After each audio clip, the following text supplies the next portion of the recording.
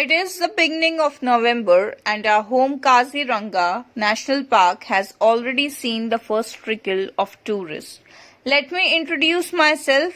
I am a lady rhino, or as the visitors called me, the greater one-horned rhinoceros. Naturally, I get a lot of attention from the visitors as I wander about. Now that I have my little Rhina, she accompanies me everywhere. Rhina is my 1-year-old calf, the prettiest in the entire park. The visitors love her almost as much as I love her. I enjoy watching my daughter looking at the jeeps and the elephants with groups of excited people on them. She is delighted by them, and that is delightful for me. The greater one-horned rhinoceros is a mammal found mainly in northeast India. I hear the tour guide explain to the visitors. He is right. We live in the grasslands at the foothills of the Himalayas. But until some years ago, our home was not safe for us. Many of us were hunted for unique haunts. Human beings are so greedy. Fortunately, today there are strong laws and safety measures in place to protect us. You can see the change that this has made. There are more of us now. Although we do not live together as a herd, I do see many other rhinoceroses or small group of mothers and their calves. We sometimes exchange notes and discuss how relieved we are to not have to worry about hunters and poachers. Over the years, I have wandered about Kaziranga and have seen that the park is varied and large. I especially love the tall elephant grass and the tropical forests. However, Rhina seems to enjoy walking in the marshland. Sometimes we walk into one of the 4 major rivers in our park. The Brahmaputra water is cool and comfortable on a hot day. It is winter now, but the afternoons are still very warm. I think Rhina and I will have a little fun in the Brahmaputra today. But since she is only a year old, I will take her to a safe spot away from the place where the large animals gather. At the moment, I can spot a wild boar and an Asiatic water buffalo. But otherwise, we are surrounded only by a hornbill, an Assam roofed turtle, and a family of monitor lizards. The river is lovely to wade in, but it also reminds me of the endless rain and the floods of last year. More than 3/4 of the park was flooded, and we had to rush outside the southern border. Several of us moved to the higher regions of Mikir Hills. My friend Jumki told me yesterday that the Indian Army has now constructed race section or chapparis for us. I'm so glad we can be safe on top of these chapparis if it rains too much this year. Rhina will soon need to learn about the other animals that live with us in this park.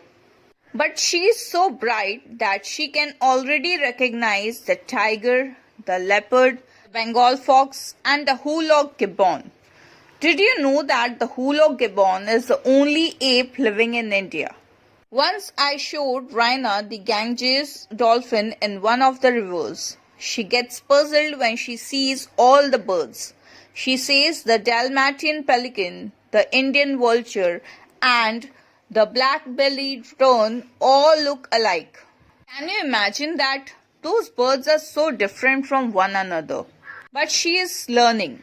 I like watching little Rhina splash in the water beside me, and I know that she will make friends here. She'll grow up surrounded by open grasslands and the most fascinating flora and fauna. So many forests are being cut down everywhere that I'm glad that she has a safe home here. Dear Samir, what a treat I had this winter. Mom and Dad organized a trip to Kaziranga National Park in Assam. And I saw the most amazing wildlife: deer, sambar, elephants, water buffalo, a rock python, and even the most famous greater one-horned rhinoceros. It was an ancient-looking majestic creature weighing over 1600 kg and was taller than Dad.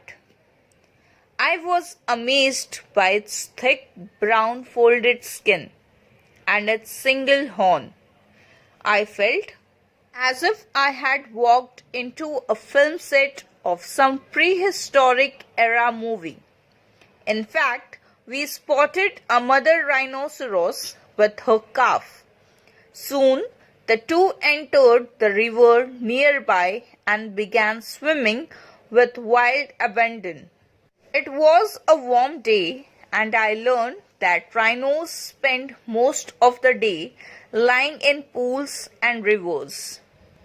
The tour guide informed us that they are excellent swimmers and can even run very fast, up to 55 km per hour. That is faster than our jeep was going. The rhinos also kept making sounds, and the guide told us that this was a bleat and that was a squeak or a grunt or a roar. He stressed that rhinos are very vocal and make at least 10 different sounds for different emotions.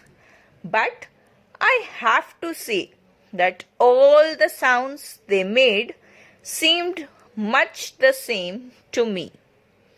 I hope you will be able to see this fascinating creature sometime soon. The greater one-horned rhinoceros is listed as a vulnerable species because of excessive hunting and poaching. Fortunately, national parks such as Kaziranga ensure that the endangered and vulnerable animals have a safe natural habitat. This particular park spreads over more than 400 square kilometers, and naturally we could not see the entire place. Mom explained that it has been declared a World Heritage Site by UNESCO.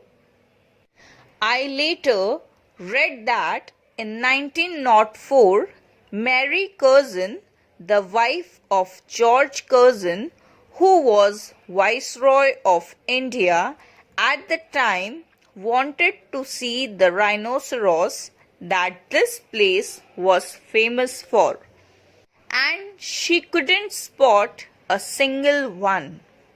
She then persuaded her husband to ensure that the wildlife is protected.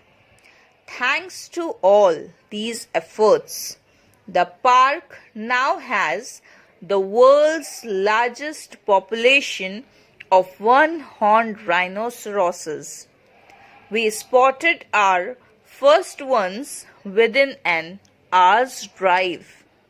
It seems strange to be back now in this concrete jungle after taking in all the sights and sounds of wildlife in the park. I want to go there again soon, maybe to a different part of the park. And maybe you can join us next time. Yours affectionately, Adil.